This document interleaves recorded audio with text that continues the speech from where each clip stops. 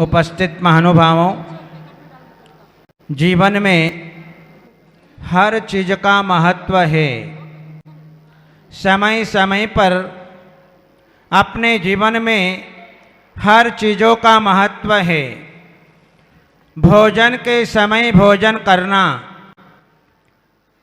नए वस्त्र, पुराने वस्त्र, आभूषण समय समय पर पहनना, समय समय पर यात्रा करना, समय समय पर पूजा पाठ करना, विधि विधान करना और समय समय पर व्रत और तप की आराधना करना। जहाँ समय समय पर मित्रता का भाव रखना, समय पर सोना, समय पर जागना, इन सब के पीछे बहुत बड़ा लॉजिक होता है। कितना खाया, क्या खाया, महत्व इसका नहीं। खाने को तो हम बहुत खा लेते हैं। यदि हम सामूहिक रूप से बैठते हैं 10, 15, 20, 25 जनों के बीच में, तो हमें पता नहीं चलता है कि हम कितना खा जाते। जहां बफे डिनर में, शादी पार्टियों में, किटी पार्टी में हम देखते हैं तो हमें पता नहीं चलता है। जहां ब्याह शादियों में बफे डिनर में कितने आइटम होते हैं, ये आइटम जो हैं किसके लिए हैं? हमारे लिए हैं, दूसरों के लिए हैं, सबके लिए हैं, किसके लिए हैं? यदि इंसान अपने जीवन में सभी आइटमों का, ये पुरुष भी होती हैं, हर प्रकार का इंसान होता है, किसको कितना क्या खाना, किस प्रकार से खाना, ये उसके विवेक के ऊपर डिपेंड है। यद्यपि उस बफे डिनर में यदि व्यक्ति सब आइटम खाने जाएगा तो कितने ग्रास हो गए? यदि 300 आइटम रखे हुए हैं, 400 आइटम रखे हुए हैं, 200 आइटम रखे हुए हैं, तो कितने हो गए? यदि सभी का एक एक ग्रास खाने जाएगा तो वहीं पर हार्ट अटैक। हमारे पुरुषों का और महिलाओं का ग्रास का प्रमाण हमारे आचार्यों ने बतलाया कि कितना हमारा ग्रास है, कितना बड़ा ग्रास है। हमारे आचार्यों ने कहा कि हमारे मुंह में जितना आ जाए बस उतना ग्रास। अपन सोच सकते हैं, ग्रास जो है पुरुषों का स्वाभाविक आहार भोजन कितना है? 32 ग्रास प्रमाण, और महिलाओं का 28 ग्रास प्रमाण। बस इतना ही उनका जो स्वाभाविक आहार है। इसके अतिरिक्त यदि ज्यादा खा लेते हैं तो व्यक्ति वहीं पर बीमार पड़ जाता है, उल्टी दस्त शुरू हो जाती है। कंठ जब भोजन कर लेता है तब नाना प्रकार की पीड़ाएं शरीर में होने लगती हैं। महत्व है, बताएंगे कितना त्यागा और जो है क्या त्यागा, क्योंकि हमने सारा वैभव छोड़ा, सारा परिवार छोड़ा, घर परिवार छोड़ा, बंधु भाई छोड़े, सोना चांदी छोड़ा, रुपया पैसा छोड़ा, संसार की माया को छोड़ा, धन दौलत को छोड़ा, हाथी घोड़े कार गाड़ी सब कुछ छोड़े, कितना मोह छोड़ा, कितना जो है हमने अपने जीवन में त्याग किया। त्याग करने के बाद में भी यदि वो बातें याद आती रही तो हमने क्या त्याग किया? क्या त्यागा हमने? कुछ भी नहीं। हमने अपने जीवन में दूसरे लोगों को बता दिया कि मैं तो बहुत बड़ा करोड़पति था, अरबपति था, मेरे पास में बहुत सारे कोठी बंगले थे, मैं सब छोड़ करके आया, मैंने जो हीरे माणिक मोती जवाहरात सोना चांदी रुपया पैसा सब कुछ छोड़ करके आया। लेकिन तूने कुछ भी नहीं छोड़ा, कुछ भी नहीं छोड़ा, कुछ भी नहीं त्यागा। एक बार चारित्र चक्रवर्ती आचार्य शांति सागर जी महाराज विहार काल में चल रहे थे और आहार के पश्चात जो है विहार करने का अवसर आया। अवसर आया तो सामयिक का समय हो गया। महाराज ने विचार किया कि 12 बज गई हैं और अब सामयिक के लिए बैठना चाहिए, और जंगल में विहार चल रहा था। तो वहीं पर जो है एक झोपड़ी थी, एक झोपड़ी थी। तो उस झोपड़ी के अंदर महात्मा जी रहते थे। महात्मा जी ने महाराज को जो है आदर सत्कार पूर्वक अपनी झोपड़ी के अंदर बिठा दिया, और महाराज जो है अपनी 12 बजे से लेकर के 2:15 बजे तक अपनी सामायिक करते रहे। आचार्य शांति सागर जी महाराज अपने जीवन काल में 2.25 घंटे सामायिक किया करते थे। उत्कृष्ट सामायिक आचार्य शांति सागर महाराज करते थे। जब आचार्य महाराज की सामायिक हो गई और सामायिक होने के उपरांत जो है महाराज ने आगे प्रस्थान किया तो वे महात्मा जी भी महाराज को छोड़ने के लिए गए, और जो है महाराज से पूछा कि महाराज मेरी झोपड़ी कैसी लगी। आप लोगों के यहां पर भी यदि साधु संत आ जाए, ठहर जाए, और इसके बाद में आपके मन में क्या भावना आती कि महाराज मेरा घर कैसा लगा? पूछते हो ना, हैं? मेरा मकान कैसा है, कितना अच्छा लगा? उसी प्रकार से उस महात्मा ने शांति सागर महाराज से पूछा कि महाराज झोपड़ी कैसी लगी? महाराज ने उस समय कोई जवाब नहीं दिया, चुपचाप मौन रहे। आगे बढ़े, महात्मा जी उनके साथ में चल रहे। फिर पूछा महाराज आपको मेरी झोपड़ी कैसे लगी? महाराज ने कोई उत्तर नहीं दिया। फिर आगे बढ़े तो महात्मा जी ने फिर पूछा कि महाराज मेरी झोपड़ी कैसी लगी? महाराज ने कोई उत्तर नहीं दिया, क्योंकि महाराज को तो कोई मतलब था ही नहीं, क्योंकि वो तो मध्यस्थ स्वभावी थे।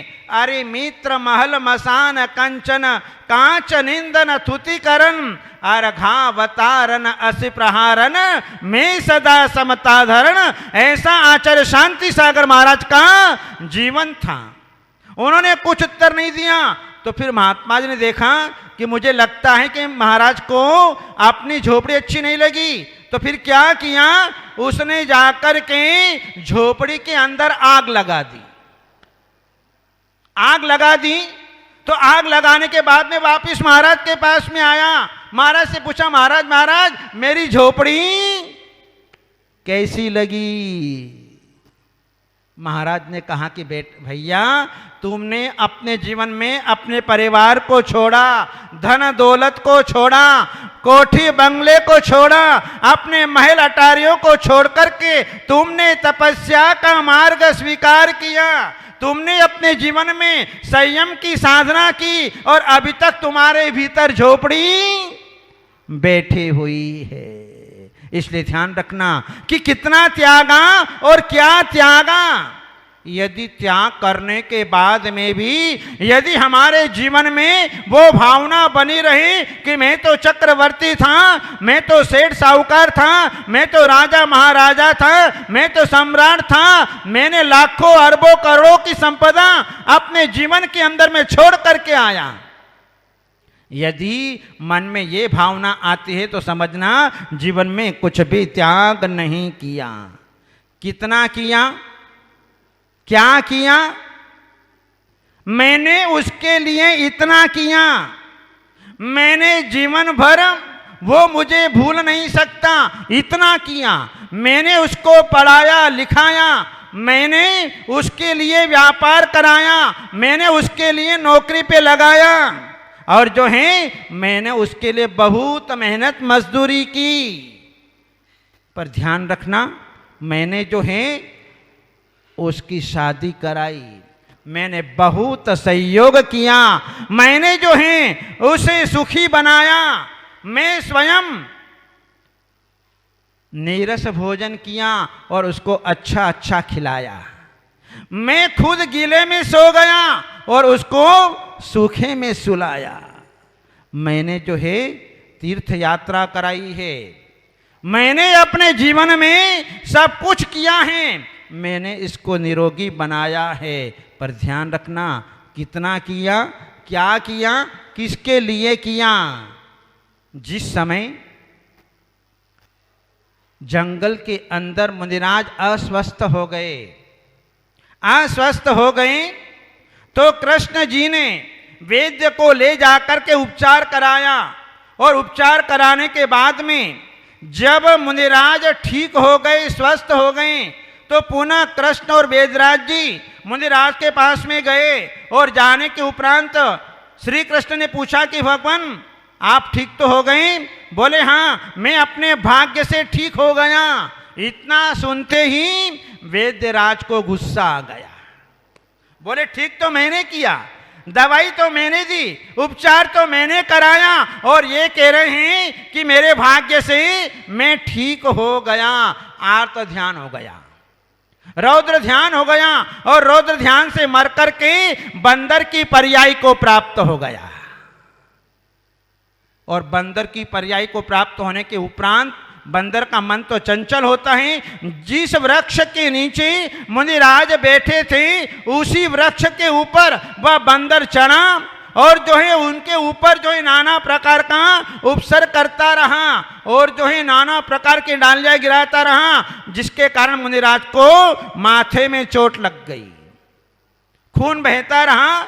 लेकिन उसके मन में वापस जो है भाव आया, अरे कि मैंने क्या कर लिया, मैंने गलत किया। वेद्य तो था ही, वेद्य के संस्कार थे। उस बंदर ने जंगल में से औषधि ला करके मुनिराज के मस्तक पर दवाई लगाई और वापस ठीक कर लिया। इसलिए कितना किया, क्या किया, ये देखना। जहां कितनी बार साधक बने और क्या साधना की, हम 2-4 भवों से साधना करते आ रहे हैं। हमने अपने जीवन में साधना की, नाना प्रकार की जो है व्रतों की साधना की, और साधना करने के उपरांत जो है हमने सिंवन निष्क्रिय तक की साधना की, 80 दिन की साधना की, 180 दिन की 512 दिन की, शरतोभद्र व्रत किया, चारित्र शुद्धि का व्रत किया।